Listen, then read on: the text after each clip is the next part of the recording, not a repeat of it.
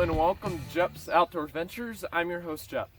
Today we are going to do another long-term review. I have had this item for almost 3 years now. This June, it'll be 3 years. This is the very first item I ever reviewed on the channel. Very first video I ever did on the channel. This is the Red Rock Outdoor Gear Large Assault Pack. So if you want to find out more, don't go away.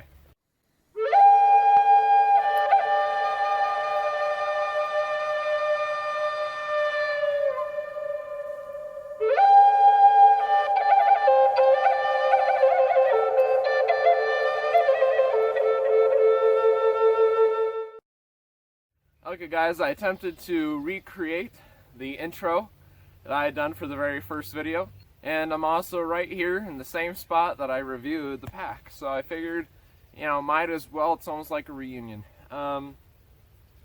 If you watch that video, you'll definitely see a difference in size, not only voice and the quality of the videos hopefully will have gone up quite a bit, but I really love this assault pack, and I'm so glad that I got outdoors and I filmed that review and my parents let me post it. This is a pack that I got, saved up my own money, and I bought just so that I could have a hunting pack and a bug out bag. Now, I'll show you right here. I put it on the inside of the pack. This is the bag that I used to use while hunting. As you can see, there's absolutely no frame to it at all. The only stiff part are the buckles and the strap here. It is very loose, very flabby. It says it's a High Sierra bag. Well, it sucks. But anyway, part of the problem was that when I used to go hunting, I overpacked my pack. So I would load up my survival knife, I'd load up my cook kit. I loaded up way too much in here, and all those items were heavy and bumpy. And this thing would be wind flat up against my back, protruding and poking my back. And it would also, if I had enough weight in there, would pull away from my back, because all the weight would gather right about here. It'd pull away from my back, pull me back like that, and it did my back a lot of harm. And there's no straps on it to connect together like this. It's not on my back anymore, like this, because being a cheap pack, got it for like, what, 98 cents? Yeah, 94 cents at a thrift store. So it's a nice little buy. It got me through that time, but it sucks. Now this pack is about the same price as it was 3 years ago. I quickly looked it up on Amazon. It's about 34 to 54 bucks. So you can get different color options, although I looked and I did not see ACU camo like I got here as an available option, which is probably a good thing. I was thinking about it, looking back, I probably should have gone with Coyote Tan, just because of the fact that A, I'm using this as a hunting pack, and ACU camo does not match Realtree too terribly well. And ACU camo like this, or military camos really in general, are likely things that in a disaster type situation people will look for. And if you have a bigger body, a bigger figure, and you're wearing something that looks militaristic, you might be a target. So not to cause panic or anything, but that's just a thought. So going with Coyote Tan would probably have been the better option. I do love how that looks too, but there's something about this ACU camo that I just love. It looks really good. So if I were to go back, I probably would have changed my decision, but it is what it is, and it works well. It doesn't look bad while I'm hunting. It just looks a little bit different. Because most of the other guys are wearing, Realtree packs, and I'm wearing this Molly ACU pack, so there's a little bit of difference there. But what I really love about it are these straps. These are really, really nice, firm straps. They got really nice buckles. Got the one that goes over the chest right here, and then one over the sternum. It is not a thick waist belt like you'll see on, backpacking packs. This is something that's just going to kind of hold it in place. This isn't a really nice, sturdy pack strap with snacks in it. That's not what you're getting here. This isn't a salt pack. So, you got this nice little strap here, nice big buckles. All the buckles have held up really well in what many would call extreme conditions. It's been really hot. It's been extremely cold. Right now, actually, it's about 27 degrees Fahrenheit, something like that. So it's a bit cold right now where we live. It's pretty cold. But these straps have held up fine. I know some people say, oh, in cold weather, these snaps, they'll break and fall apart. Hasn't been the case for me, and I have been in some extreme Idaho weather, I'm telling you. A few times it was definitely 20 degrees, maybe a little bit less. I can't swear by that, but I can say it was really snowy. I've been through hot summer conditions. Sometimes they can get into the 90s and 100 degree range up here. It's been through a lot. Been through rainy weather, been through windy weather, been through sunny weather, been through winter weather. It's been fine. So as far as build quality, I'd say this thing is really good. It's held up to a lot. Now I'm going to open it up so you can see. Got 2 side buckles right here and 2 right here. These are to help you compress whatever is in your pack down a bit, because this type of pack will expand outward, and pretty soon you'll have a pack that's out to here. Add your body on top of that. That's a big mass of stuff. So helps you kind of compress it, pull it together. That's nice. You got some MOLLE right here on the side, so you can strap a survival knife. You can strap whatever else you may want. Maybe even another MOLLE container right here on the side, but anyway, I digress. You do have nice MOLLE right here on the front. You have the Velcro MOLLE right here, so you can take a Velcro morale patch and strap it on there. You open it up. You have 2 zippers on either side for each and every flap here. Open her up. As you can see, it's got this nice PVC lining in here.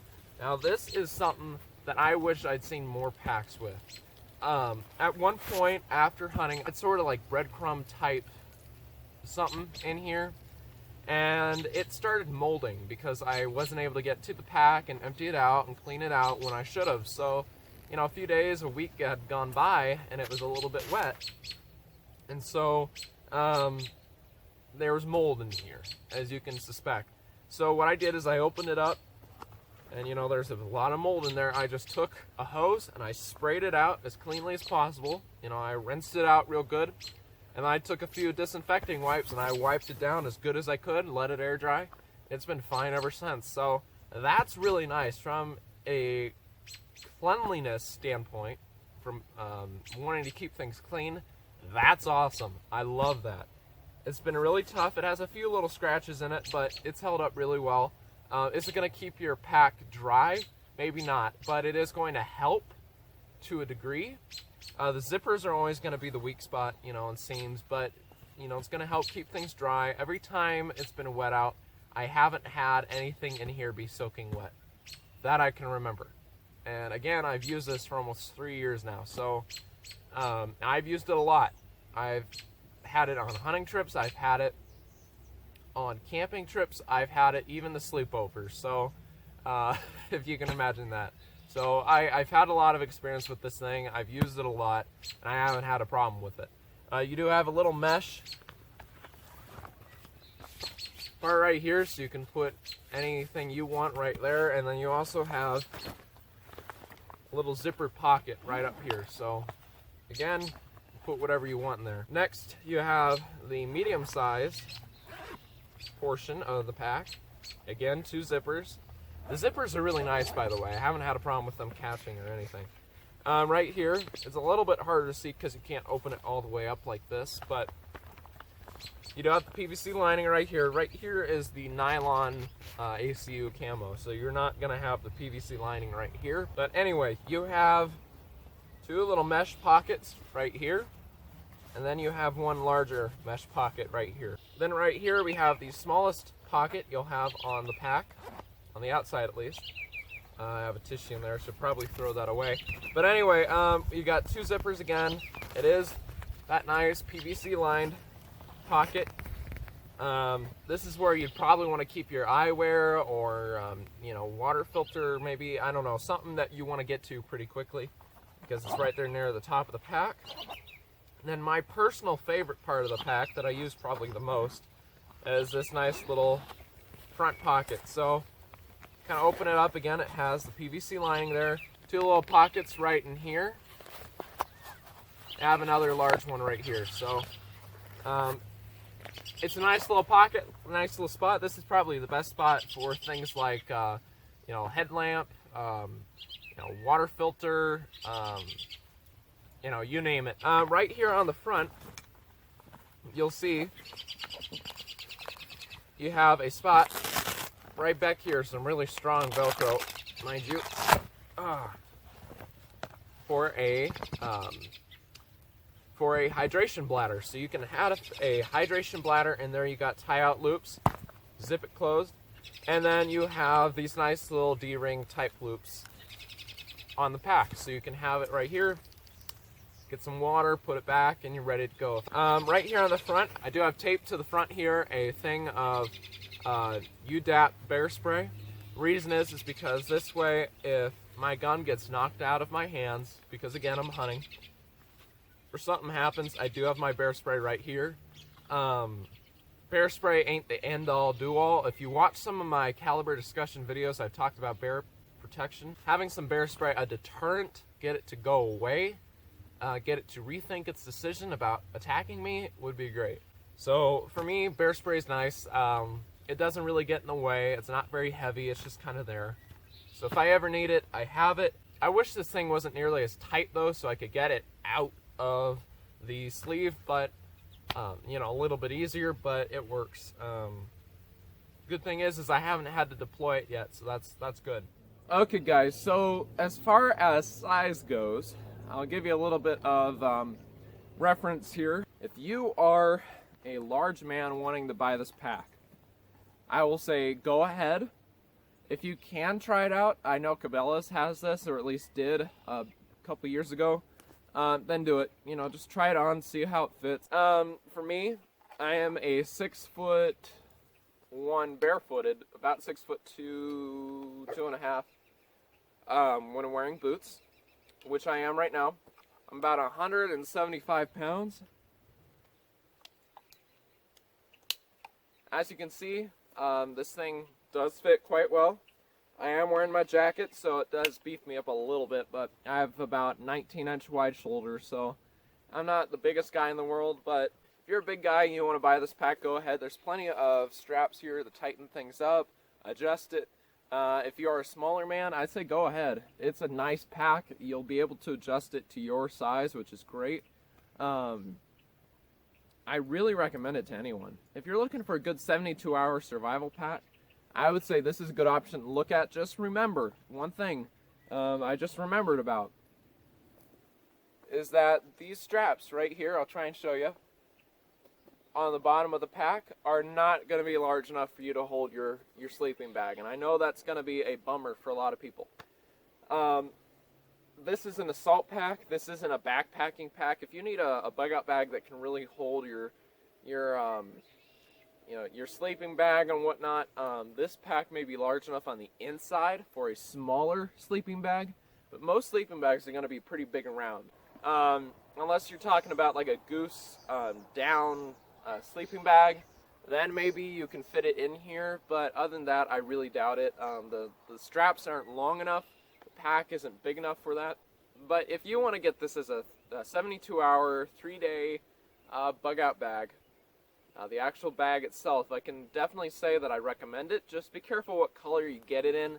I do know that they have the Marines, green, yellow, weird looking camo on there available. So if you want that, get it. But I'd say for a bug out bag, don't go with a flat color like black or gray.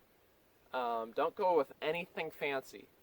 There's a really nice video by Creek Stewart, not a video, a book, excuse me, by Creek Stewart that talks about how to build a perfect bug out bag. I'll link that down below, and I'll make a review of it soon. That is my favorite book to read I love that thing. I could read it over and over again. But it has a lot of really good information in it. And one of the things he's talking about is don't have all your stuff on the outside attached to the MOLLE. Don't try and look all fancy. You know, keep it as simple as possible. Try and look unprepared, really. Don't look prepared.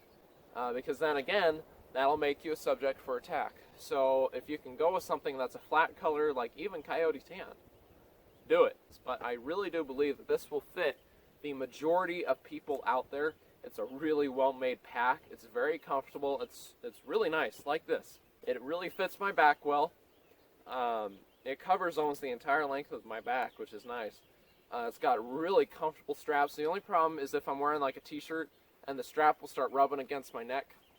So wearing something with a bit of a collar is a good idea.